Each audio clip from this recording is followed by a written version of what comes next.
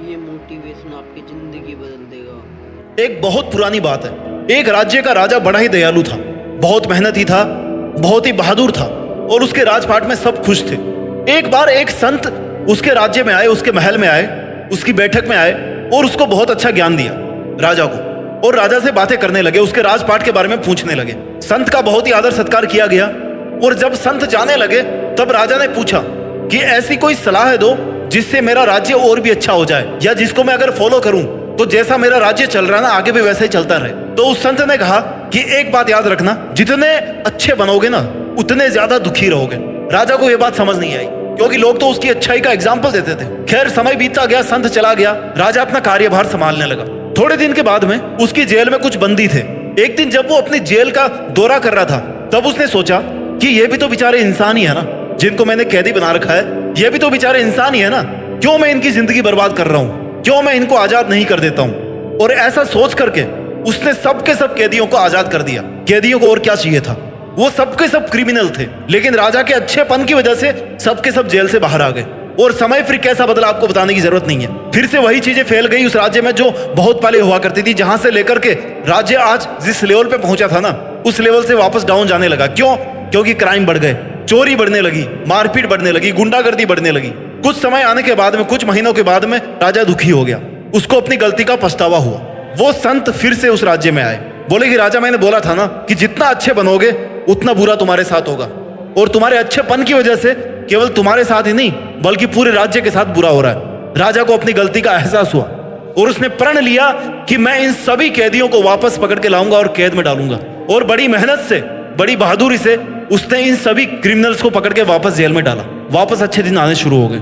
अच्छा बनो, लेकिन इस लेवल के अच्छे मत बनो कि आपके साथ में हमेशा बुरा हो जाए, जैसा उस राजा के साथ हुआ, जैसा उस राज्य के साथ हुआ। अच्छा बनना उतने तक ही ठीक है जहां तक आपका नुकसान नहीं हो, किसी इंसान का नुकसान नहीं हो, किसी समाज का नुकसान नहीं हो, अपने देश का नुकसान नहीं हो। अच्छा बनना वहीं तक आवश्यक है। अगर आपके ज्यादा अच्छा बनने से किसी का नुकसान हो रहा है, किसी मासूम का नुकसान हो रहा है, आपका अपना नुकसान हो रहा है, अपने सपनों का नुकसान हो रहा है, तो ऐसा अच्छा बनने का कोई फायदा नहीं है। जितने ज्यादा जरूरत से ज्यादा आप अच्छे बनोगे ना उतने ज्यादा दुखी रहोगे। अब इसका मतलब क्या है? बुरे बन जाओ। सीधा सा आंसर तो यही निकलता है, कंक्लूजन तो यही निकलता है कहानी से कि अच्छे मत बनो तो क्या बनो, फिर बुरे बनेंगे। माय डियर, बुरा बनने के बहुत सारे मीनिंग होते हैं। आपको अपने लिए बुरा बनना है। अपने लिए कैसे बुरा बनना है? आपको कुछ बातें मैं आपको यहाँ पे बताने वाला हूँ कि अपनी सीमाओं का ज्ञान करें, कहां तक आपकी लिमिट है। एक हद से ज्यादा लोगों को एक्सेस मत दें अपनी लाइफ में। बुरा बनने का मतलब यह नहीं कि आप किसी को जाकर के थप्पड़ मार दो। बुरा बनने का मतलब यह है कि आप अपनी एक बाउंड्री क्रिएट कर लो कि भाई मेरी बाउंड्री यहां तक है, मुझे यहां तक ही सीमित रहना, मुझे यहां तक ही बात करना है, मुझे यहां तक ही लोगों को एक्सेस देना है। क्योंकि अगर उससे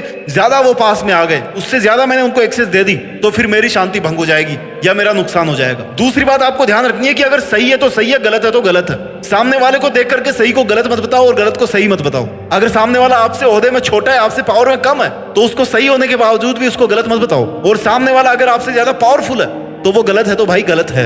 आपको अपने एथिक्स के साथ में, अपनी कोर वैल्यूज के साथ में कॉम्प्रोमाइज नहीं करना चाहिए। अगर सामने वाले को खुश रखने के लिए आप अपनी कोर वैल्यूज से कॉम्प्रोमाइज कर रहे हो ना तो आपके साथ में बुरा होने वाला है। उसके सामने अच्छा बने रहने से आपका कोई फायदा नहीं होने वाला। आपको ये समझना पड़ेगा कि आपको किसी का सहारा लेने की आवश्यकता नहीं है। आप अकेले काफी हो। लोग क्या करते हैं ना, उनकी जिंदगी में थोड़ी सी तकलीफ आई तो वो दूसरे लोगों के द्वारा मेंटल सपोर्ट लेने की कोशिश करते हैं, इमोशनल सपोर्ट लेने की कोशिश करते हैं। अच्छी बात है, इंसानों हक है, ऑप्शन है, लो सपोर्ट। आपको लग रहा है कि आप उससे जल्दी ठीक हो जाओगे, लेकिन यहां पर एक सबसे बड़ा नुकसान क्या हो जाता है? लोगों को आपकी कमियों के बारे में पता पड़ता है, आपकी लाइफ के बारे में पता पड़ता है। आप जितनी उनसे सिंपैथी ले रहे हो ना, वो आप पर एहसान कर रहे हैं, आप उनका एहसान ले रहे हो। मेरा यकीन मानो, आप अकेले अपने लिए मोर देन सफिशिएंट हो।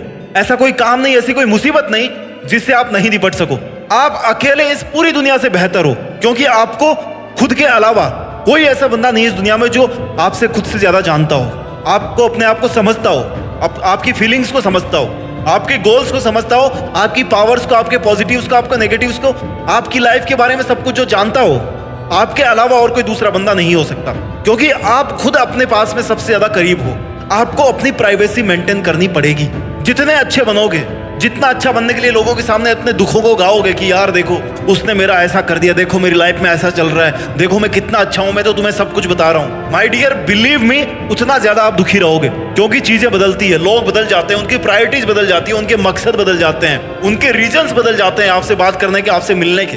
लास्ट में नुकसान किसका होगा? केवल आपका होगा। क्यों? क्योंकि आपको अपनी बाउंड्री का पता नहीं है कि मेरी लिमिट यहीं तक है, मुझे इससे ज्यादा बात नहीं बतानी दूसरों को, या इससे ज्यादा मुझे दूसरों में इंटरेस्ट नहीं लेना। जैसा उनको करना है वो करें। अगर आपने गलती से कुछ कर दिया है, गलती से आपने लोगों को इतना ज्यादा एक्सेस दे दिया है, या आप ज्यादा अच्छे बन गए हो कि लोग आपका फायदा उठा रहे हैं, आपका बुरा सोच रहे हैं, आपका बुरा कर रहे हैं, तो अपनी उन गलतियों से सीखो। गलतियां केवल सिखाने के लिए होती है, गिल्टी करने के लिए नहीं होती। गिल्टी करने से कुछ नहीं मिलने वाला। आप अगर केवल कर सकते हो ना अपनी गलतियों से, तो केवल उनसे आप सीख सकते हो। अगर आपका पास्ट का कोई ऐसा एक्सपीरियंस है जिसमें लोगों ने आपका फायदा उठाया है, तो आप उससे ये सीख निकालो कि आपकी गलती कहां थी, वो आप गलती दोबारा नहीं कर रहे। That's it, as simple as anything. इतना ही इसको सिंपल रखना है। वीडियो के लास्ट में आपको यही बोलना चाहूंगा कि जहां पर सवाल किसी की जिंदगी का हो, जहां पर सवाल किसी के रेस्पेक्ट का हो, आप हद से बाहर जाकर के उनकी हेल्प कीजिए।